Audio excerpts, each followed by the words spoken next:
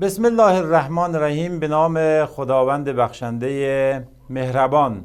عرض سلام و ارادت خدمت تمام بینندگان و به خصوص متعلمین صنف 11 در ادامه مباحث بیولوژی صنف 11 در خدمت شما هستیم با مباحثی که در این جلسه مربوط به فصل 3 ارائه خواهد شد. امید است که با ادامه بحث با ما همراه باشید.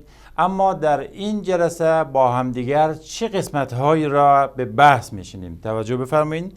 در این بحث ما بعد از اون که مباحث مربوط به ساختمان حجره در فصل 1 و 2 با همدیگر بحث کردیم، این جلسه وارد بحث جدیدی تحت عنوان محیط پیرامون و اطراف حجره خواهیم شد. لذا در این جلسه با همدیگر مباحثی مانند انتقال و انواع آن که شامل انتقال فعال و غیر فعال هست، انتقال به نام انتشار و در نهایت اسموز رو با همدیگه به بحث و گفتگو می نشینیم. امید است که برآیند و نتیجه این جلسه مفید واقع بشود. با ما همراه باشید.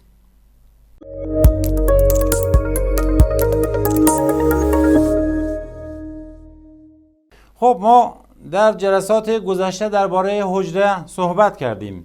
گفتیم حجره دارای 3 قسمت و 3 بخش است و گفتیم تمام فعالیت‌های حیاتی مربوط به یک موجود زنده یا این موجود وحید الحجروی است، به تنهایی خودش یک موجود زنده است. خب تمام فعالیت‌هایش در همین حجره باید انجام شود، یا این حجره مربوط به یک موجود کثیر الحجروی است، تعداد حجراتش بیشتر از یک مورد است، یک دانه است، مثل یک انسان، مثل نباتات و انواع حیوانات. اگر توجه کنین، یک حجره با توجه به که در کدام قسمت بدن موجود زنده کثیر الحجروی قرار گرفته، نقش خاص خود ایفا میکنه و نهایتا نتیجه همه این حجرات میتونه فعالیت اون موجود زنده را و حیات او را تضمین کنه. خب، در جلسه ای که وارد بحثش میخوایم بشیم این است که این حجره مورد نظر ما که یک حجره در نظر بگیرین با اطراف خودش چگونه ارتباط برقرار میکنه، چگونه مواد وارد این میشه، چطور میتونه مواد از این حجره خارج شود. مباحث مربوط به این فصل ما است که امید است بتوانیم با هم دیگه با گفتگوی خوبی داشته باشیم و مفید واقع بشه.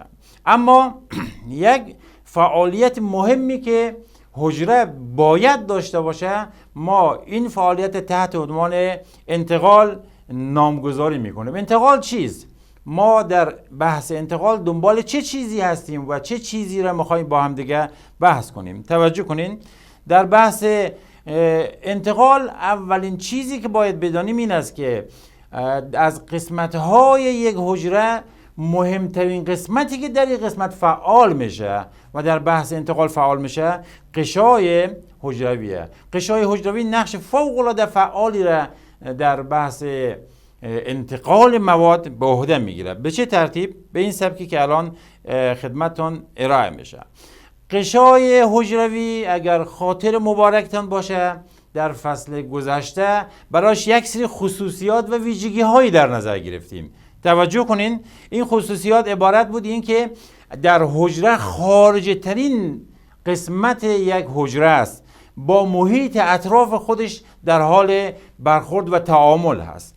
فضای بین محیط خارج حجره و فضای داخل حجره را تفکیک میکنه، جدا میکنه. پس این برای ما اهمیت داره. اگر قرار باشد یک ماده از خارج به داخل حجره وارد شه یا از داخل حجره به خارج حجره صادر شود، باید از غشای حجروی عبور کنه. اما خصوصیت دومی که وجود داره، این غشای حجروی زنده است، فعالیت حیاتی داره و لذا میبینیم دارای قدرت انتخاب داره که چه چیزی ورود پیدا بکنه، چه چیزی ورود پیدا نکنه.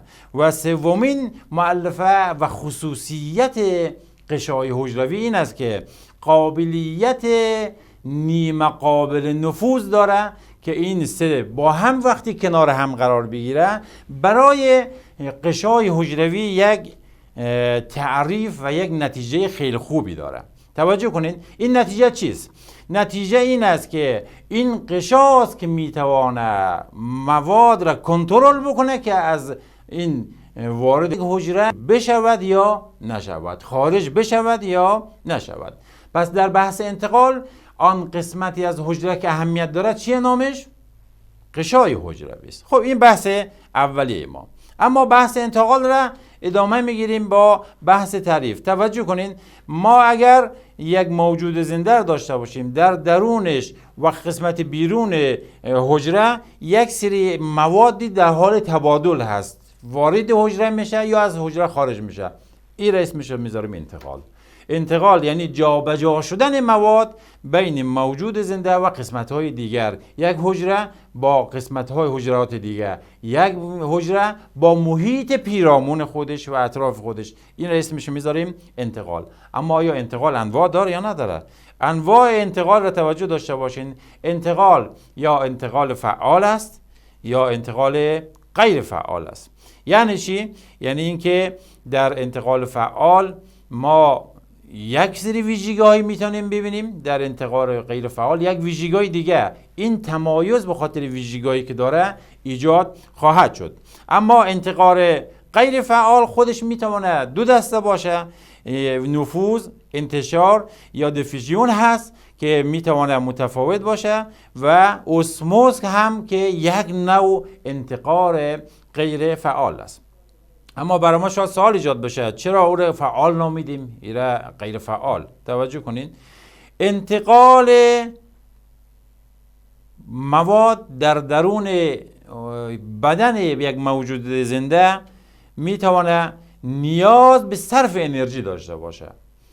وقتی که بخواد وارد حجره شود نیاز به مصرف انرژی داره، یا وقتی میخواد خارج بشه نیاز به مصرف انرژی داره.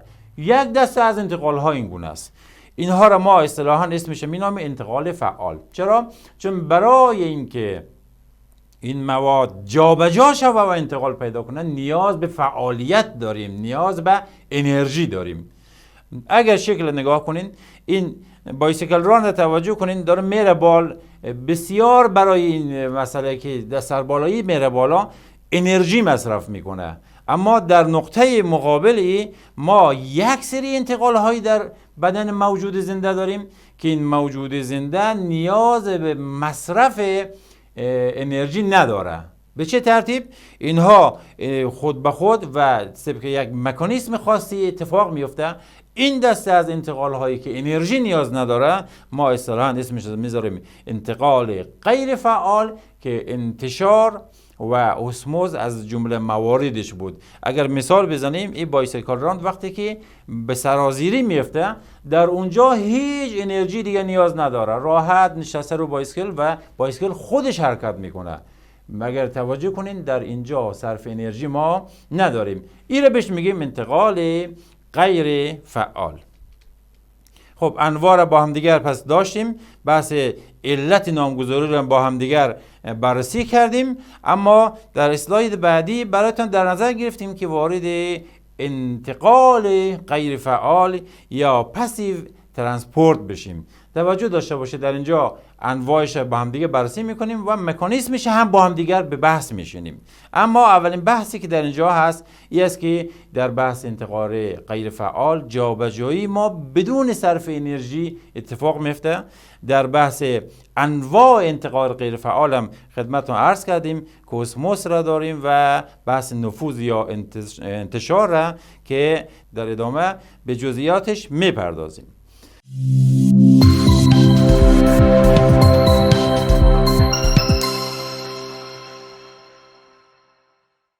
خب بعد از اینکه مباحث ابتدایی انتقال مطرح شد وارد اجزای کوچکترش میشیم و بحثای خورده‌ای بازترش میکنیم.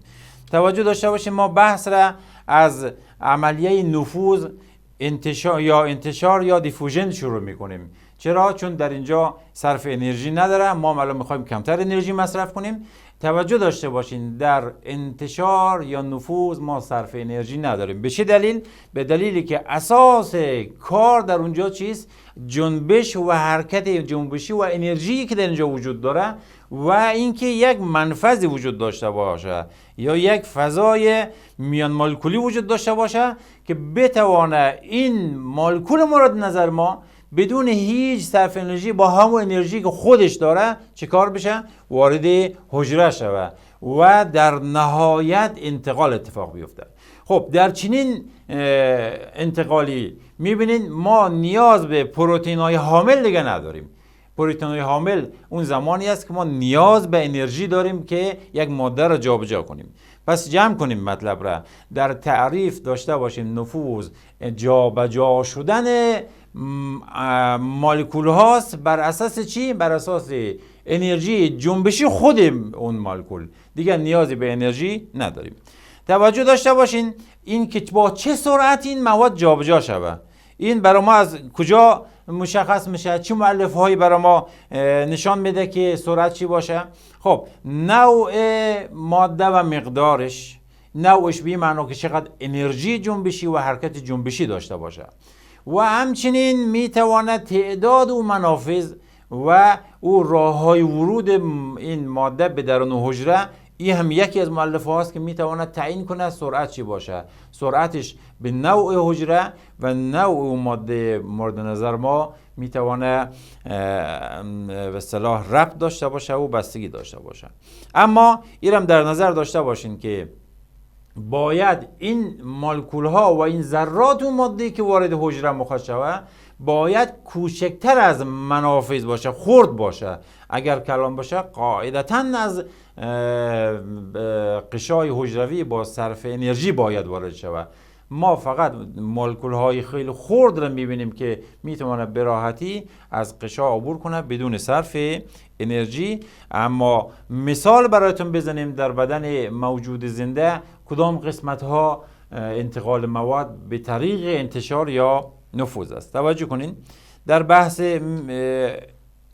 مثال عبور آب از غشای حجروی. ما اگر بخوایم آب را از غشای حجروی عبور بدیم، آب به چه سبکی؟ به سبک نفوذ یا انتشار، با روش نفوذ و انتشار میتونه عبور کنه. اما اگر بخوایم مورد دیگه ای را خدمتتون عرض کنیم، خروج آب از برگ توسط عملی به نام به اصطلاح تبخیر است. اگر یک برگ در نظر بگیریم بر اساس تابش نور خورشید میتونه در نهایت مولکول های آب را از برگ خارج بکنه و این هم نحوه خروجش چیه؟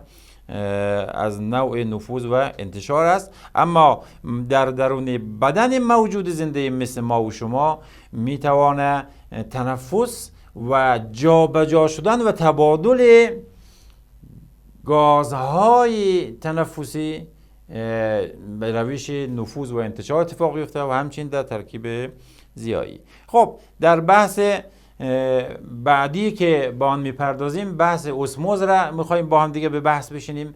اگر خاطرتون باشه در بحث اسموز ما او را گفتیم نیاز به انرژی نداره و از دست انتقالهای غیر فعال محسوب میشه. اما به چه ترتیب اتفاق میفته؟ خب اول میخوایم تعریف کنیم. در تعریف چه چیزی داریم؟ عبور آب و مایعات از غشاء نیم قابل نفوذ، یک بخش. حرکت آب از جایی که مولکول‌های آب زیاد است به جایی که مولکول‌های آب کم است. اینها رو که کنار هم بذاریم میشه تعریف چی؟ اسموز. اسموز عبور آب از یک غشای نیمه قابل نفوذ به طوری که از جایی که آب بیشتر است به جایی که کمتر آب داره، از جایی که غلظت نمک آیون ها کمتر است به جایی که این غلظت بیشتر است آب جابجا شود. جابجا شدن آب است. ما در اسموز دیگه جابجا شدن مولکول‌های دیگر رو نداره. مولکول‌های دیگه یک قشای وجود داره، از اینجا عبور نمیتونه بکنه، لذا این آب است که از این مولکول‌ها از این قسمت‌ها باید عبور کنه به این فضای دیگه که در اسلایدهای بعدی کلیپ و فیلمش با هم دیگه میبینیم، باز روشن‌تر و واضح‌تر خواهد شد. در شرایطی که برای اسموز در نظر میگیریم توجه کنین، این شرایط باید وجود داشته باشه تا پدیده اسموز اتفاق بیفته. این شرایط چیست؟ ما یک ماده سیالی را باید داشته باشه. مثلا در بدن اگر اتفاق بیفته در حجرات بدن، خب این سیال میتونه چی باشه؟ آب باشه. خب این ماده میاد چه کار میکنه؟ از اون قشا عبور میکنه. پس وجود یک مایع مثل آب، وجود یک قشاء نیمه قابل نفوذ که بتوانه عبور کنه و در این بدن ما و شما در حجرات مد نظر ما این قشای نیمه قابل نفوذ همون چی است؟ قشای حجروی است. قسمت سوم، یک اختلاف غلظت دو طرف این پرده باید باشه. یک پرده یا یک قشای که قابلیت انتخاب داشته باشه. خب این طرف قشا و این طرف قشا با یک اختلاف غلظت داشته باشه. میزان نمک آیون‌ها باید در یک قسمت بیشتر باشه، در یک مقداری کمتر. این اختلافی که پیش میاد باعث میشه که آب از جایی که غلظت آیون‌ها کمتر است به اون جای دیگه حرکت بکنه و پدیده اسموز اتفاق بیفته. پس به این ترتیب اگر ما در شرایط اسموز بخوایم بحث کنیم، این است که آب وجود داشته باشه، یک قشای نیمه قابل نفوذ وجود داشته باشه و خدمت شما عرض کنم که اختلاف غلظت در دو طرف قشا هم وجود داشته باشه. حالا این شرایط که وقتی وجود داشته باشه چه اتفاق میفته؟ ما انتظار داریم که نتیجه این بحثی شود که مواد که در از طرف غلظت زیاد به طرف غلظت کم حرکت بکنه و نتیجهش میشه که جابجایی آب از طرف غلظت کم به طرف غلظت زیاد. پس توجه داشته باشین، یک نکته یادآوری کنیم خدمتتون، چون ما اسموز رو میبینیم باز هم هیچ گونه انرژی در درونش مصرف نمیشه، ما او رو در دسته بندی میایم در انتقال غیر فعال قرار میدیم. خب در پایان بحث ما برای که بحث انتقال فعال را و غیر فعال را تشخیص بدین و یک جمع‌بندی شوه و یک مروری هم شوه، این کلیپ و این فیلم با هم دیگه نگاه میکنیم. خب توجه کنید اینجا ما اگر دو ظرف داشته باشیم، ظرف شماره 1 به نظر بگیرید، ظرف شماره 2، خب در بین اینها یک قشای وجود داشته باشه که این قشای ما قابلیت نیمه نفوذ داشته باشه و بتوانه مواد ازش عبور کنه. خب چه اتفاق میفته؟ الان مولکول‌های آبی ها مولکول‌های آب هست که در دو ظرف وجود داره. مقدار مولکول‌هایی که از ظرف 1 به ظرف 2 میره به همون مقدار هم از ظرف 2 به ظرف 1 مولکول جابجا میشه. چرا؟ چون قشای ما قابلیتی را داره که اینا را عبور بده. اون منافذی که وجود داره خرد است و مولکول‌های آب ما خردتر از اوناست، پس به راحتی از این قشا چکور عبور میکنه. توجه کنین. پس ما انتظار داریم با انتقال مواد از این ظرف و ظرف دیگه در نهایت چی رو داشته باشیم؟ در نهایت این رو داشته باشیم که سطح آب دو طرف مان ثابت بمانه. خیلی خوب، اما چه اتفاق میفته بعدش؟ توجه کنین. الان دارن مولکول‌های آب از هر دو ظرف به ظرف دیگه جابجا میشه، اما ما چه کردیم الان؟ دقت کنین.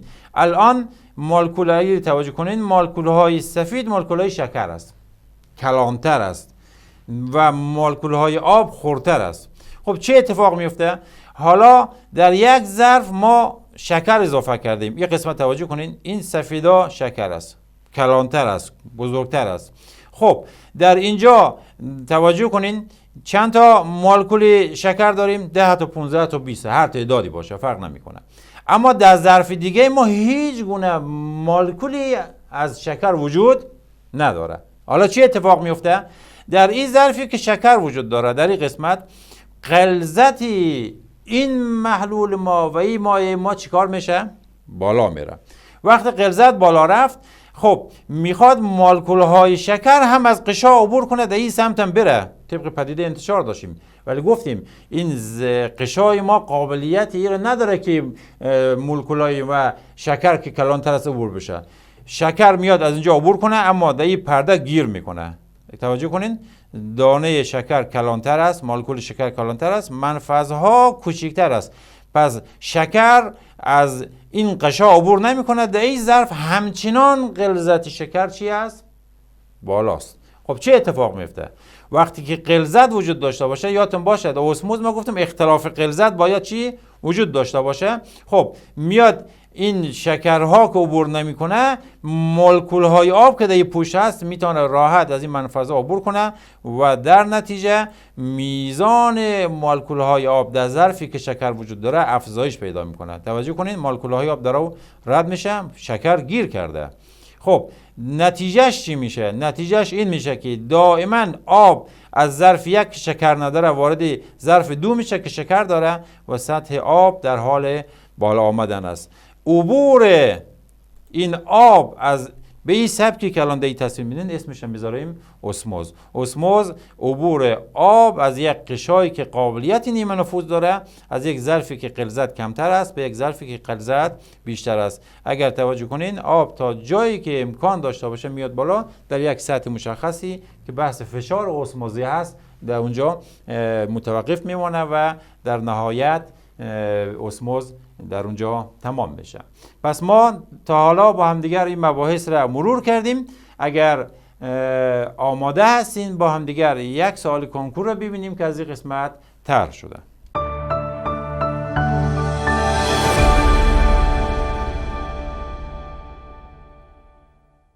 توجه کنین، سوال آمده که حرکت و عبور مواد از غشای حجروی بدون مصرف انرژی به کدام نام یاد می‌گردد؟ خب خیلی آسان است.